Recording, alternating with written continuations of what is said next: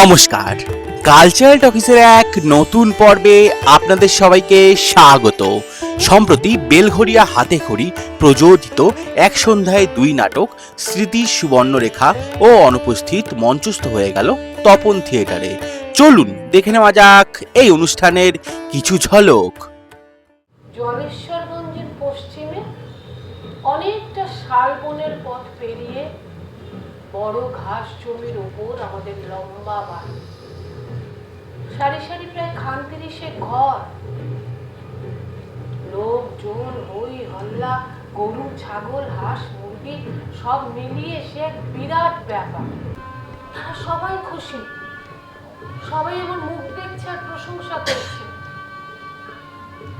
আমার করুণ অবস্থাটা বুঝতে পারলেন আমার শ্বশুরের বাবা।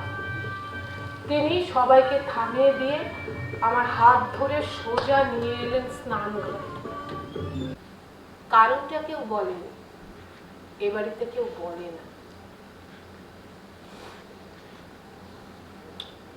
আমার বর এমনিতে কম কথা বললেও মানুষটা ভালো, কোনো কিছুতে না নেই। আমার বাবাকে এরা 7 দিন এ বাড়িতে রেখে দিয়েছিল। 8 দিনের দিন বাবা যখন দেশে ফিরবে তখন আমিও একবার বাড়ি যাব বলে বায়না করলাম। কেউ না করেনি। বাবার হাত ধরে টাঙ্গাইলে ফিরে এলাম।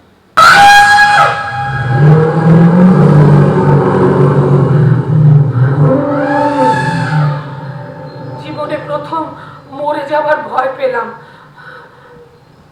কিন্তু হাতিগুলো আমাদের সামনে এসে দাঁড়িয়ে গেল আর পেছন থেকে বেরিয়ে এলো ভোটা মুর্মু। সেই উদাসীন ছেলেটা আমাকে ডাকছে। আমি উঠে দেখি ট্রেন জলেশ্বর স্টেশনে ঢুকছে। নামবেন না? না গো, আর নামতে ইচ্ছে করছে না। ডেকে দিতে বললেন তাই। না না, ভালো করেছো। আমি বসি, স্টেশনটা একটু দেখি। আপনি যাবেন কোথায়?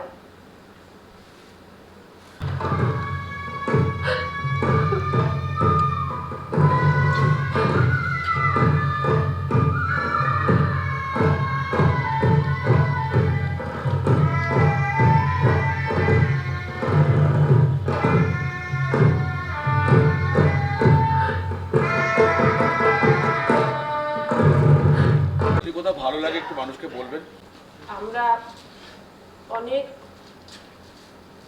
কষ্ট করে পরিশ্রম করে এই নাটকটা করেছি। তা আমি চাইবো আপনারা সবাই দেখুন। আসলে কি হয়, এক এক দিন এক এক রকম তো হয়ে যায়, একা যেহেতু।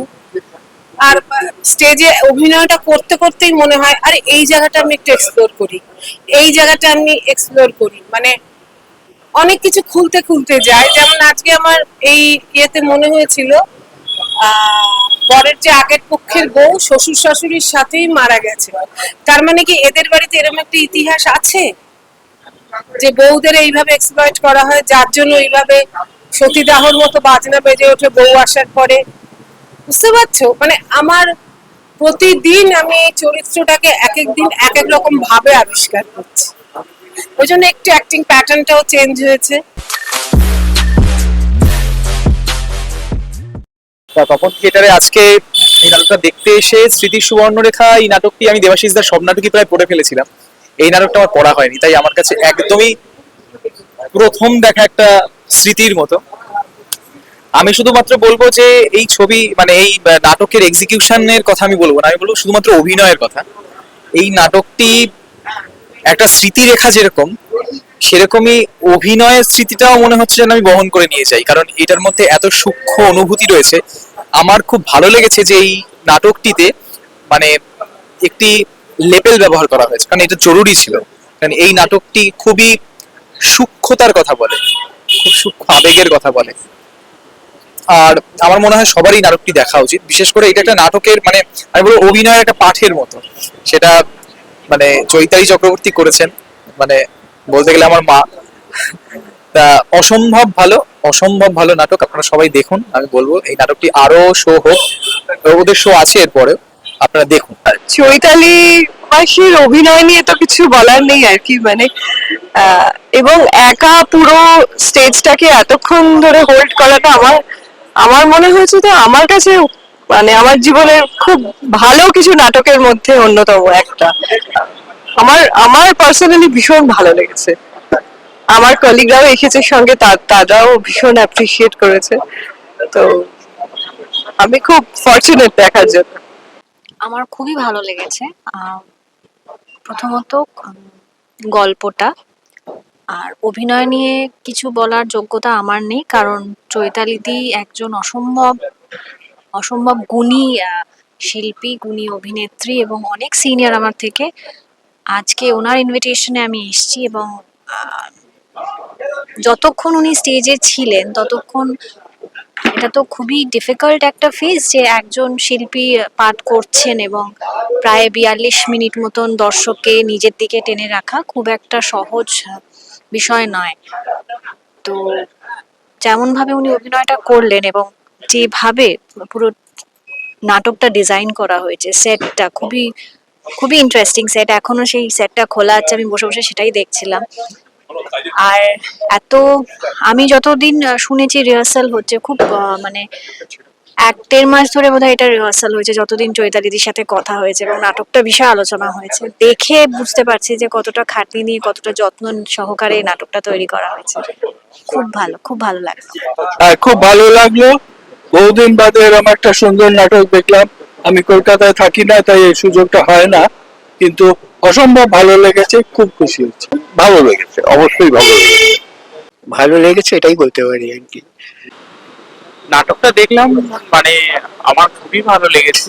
মানে অদ্ভুত এক মানে আমি যদি টেকনিক্যালও দেখি যে লাইট তার সঙ্গে যেইভাবে মানে ধরা, মানে ঘটনাগুলোকে তুলে ধরা, একটা অদ্ভুত মানে আমি প্রচন্ড ইমোশনালি হয়ে পড়েছিলাম সেই সময়। মানে মানে অনেকটা মানে অন্যরকম লেগেছে একটু আমার, খুবই ভালো লেগেছে। ছোট্ট পরিসরের মধ্যে এত সুন্দর একটা নাটক প্রেজেন্টেশন, তার সেট, তার লাইট, সমস্ত কিছু নিয়ে তার সঙ্গে অভিনয় চৈতালির অসাধারণ একটা প্রযোজনা দেখলাম। থিয়েটার কর্মী এবং যারা দর্শক থিয়েটার, প্রত্যেকেই বলবো এই ধরনের নাটকটি আপনারা দেখুন, ভালো লাগবে। কষ্ট করে এরা থিয়েটার করেন, থিয়েটার কর্মীরাই কষ্ট করে করেন, এরাও করেছেন। আপনারা সবাই আসুন এই নাটকটা দেখুন, সত্যি ভালো লেগেছে। লেডি ওয়াজ সুপার, এত ভালো লেগেছে, এত ইমোশনাল নাটক, আমি ওই একটা ইম্প্যাক্টফুল নাটক বহুদিন বাদে দেখলাম, খুব ভালো লেগেছে, রিয়েলি ভালো লেগেছে। এমনি একক অভিনয় যেটা মানে আজকালকার দিনে দেখা যায় না, উনি পুরো নাটকে মানে বলিষ্ঠ একটা মানে অত্যন্ত ভালো, ভাষায় ডিসক্রাইব করার মানে জায়গা নেই।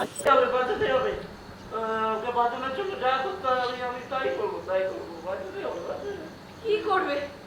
এতদিন ধরে ধারাবাহি করে রক্ত দিয়ে গেছো, আর তো কিছু নেই। আছে আছে আছে আছে আমি আমি শেষ পর্যন্ত লড়ে যাবো, দেখবে। কি আছে? হ্যাঁ, আর একটা মাত্র জিনিসই তো আছে। কি?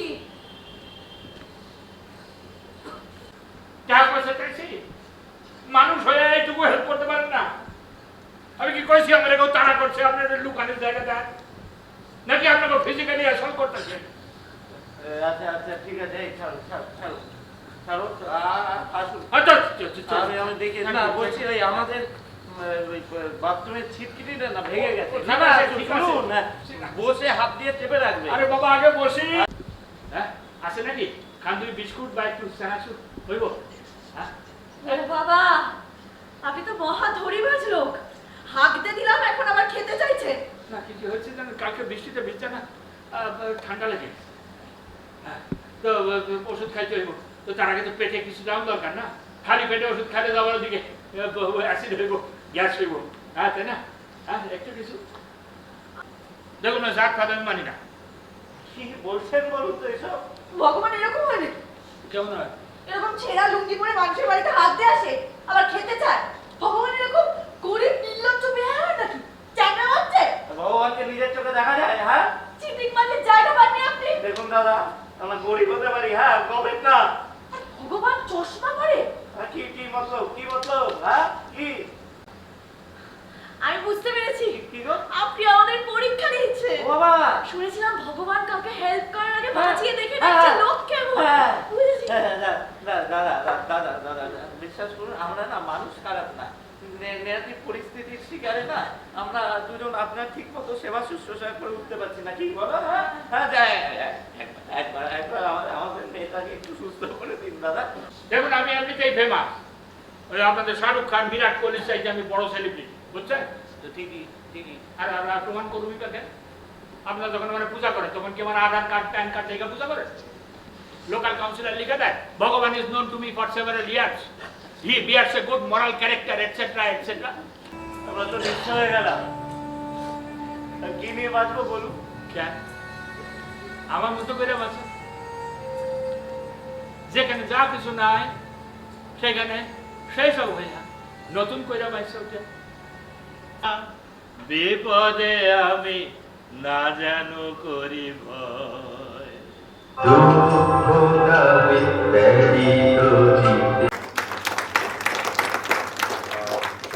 আজকে আমাদের অনুপস্থিত নাটকের চতুর্থ শো তপন থিয়েটারে হলো এবং স্মৃতি সুবর্ণরেখা তৃতীয় শো হলো তপন থিয়েটারে। মাঝখানে আমরা অনুপস্থিত নাটকের শো শিলিগুড়িতে করে এসেছি, আবার এই দুটো নাটক নিয়ে আমরা উত্তরবঙ্গে যাচ্ছি। তারপরে ডিসেম্বর জানুয়ারিতে এখানেও শো আছে। তো দর্শকরা এসছেন, আজকে রাস্তাঘাট প্রচুর জ্যাম ছিল, কিন্তু তার মধ্যে আমরা যা দর্শক পেয়েছি আমরা সত্যি আপ্লুত। আর সত্যি ভালো লাগছে এই কাজটা করতে এবং মানুষের কাছে পৌঁছে যেতে। যে সমস্ত মানুষ অনুপস্থিত নাটক এবং স্মৃতি সুবর্ণরেখা নাটক দুটিকে তাদের কাছে নিয়ে যেতে চান আমাদেরকে জানাবেন একটু, আমরা চেষ্টা করব তাদের কাছে যতটা সম্ভব আমাদের সামর্থ্যের মধ্যে তাদের কাছে কাজটা দেখানোর মানুষকে। আমি চাই এই কাজটা অনুপস্থিত নাটক, স্মৃতি সুবর্ণরেখা, চৈতালি অযোধ্যার যুগলবন্দি দুটো নাটক আলাদা আলাদা মানুষ দেখুক। বেলঘড়িয়া হাতে খড়ি এই নতুন দুটো প্রযোজনা অনুপস্থিত এবং স্মৃতি সুবর্ণরেখা। এই অনুপস্থিত নাটকটার জন্মই হচ্ছে বলে দিই আজকে, দেবাশিস বিবেকানন্দের একটা বাণী নিয়েছে, পরার্থই জীবন, পরহিতের চেষ্টার অভাবেই মানুষের মৃত্যু। এটাই মূল কথা, এটাই শেষ কথা। খুব ভালো, ভীষণ সুন্দর, খুবই ভালো লাগলো। ঠিক আছে, মন ছুঁয়ে যাওয়া একটা গল্প। দুটো নাটক দেখে খুব ভালো লেগেছে, খুব ভালো মেসেজ, এটার জন্য তো আশা, খুবই ভালো লেগেছে। ভীষণ পাওয়ারফুল প্রেজেন্টেশন, অদ্ভুত লেগেছে। বেশি কথা বলবার নেই, মনটা একটু হেভি হয়ে আছে, কিন্তু ভীষণ পাওয়ারফুল প্রেজেন্টেশন লেগেছে, খুব সুন্দর, এত ভালো লেগেছে যে বলার কথা না। কি সুন্দর মেসেজ, খুব সুন্দর লেগেছে। খুব ভালো থিম, ভালো অভিনয়, সবকিছু খুব ভালো লাগলো। ভালো লেগেছে, দুটোই ভালো লেগেছে। প্রথমটিও ভালো, আর দ্বিতীয়টি তো ভালো, অবশ্যই ভালো। ভালো মানে লোককে নিশ্চয়ই বলবো যে এসে দেখা, এবং ভালো যা বক্তব্য দুটোরই ভালো লেগেছে। দেখলাম নাটক অনুপস্থিত, তিনটি ক্যারেক্টার, অথচ কি অভূতপূর্ব এই নাটক, মন ভরিয়ে দিয়ে গেল। এই ছোট গল্পের মতো শেষ হয় নাই শেষ, অপূর্ব অপূর্ব অভূতপূর্ব। যেমন কনসিয়াস লেভেলে একটা নাড়া পড়লো, তেমনি এস্থেটিক্স থেকে শুরু করে মোরালিটি, সমস্ত কিছু যেন নতুন করে আবিষ্কার করার একটা স্কোপ দিয়ে গেল। জীবন কি, জীবনের উপভোগ্য কি, দ্রষ্টব্য কোথায়, এ যেন নতুন করে ভাবায়। অভূতপূর্ব নাটক। বিশেষত রজতদার অভিনয় ভরিয়ে দিয়ে গেল, মঞ্চ ভরে ছিল তিনজনের অভিনয়। বিশেষত আমার প্রণম্য অগ্রজ প্রতিম শিল্পী রজতদা, অভূতপূর্ব এই নাটক, সকলে দেখুন। নাটকটা দেখলাম, নাটকটা তো খুবই ভালো লাগলো।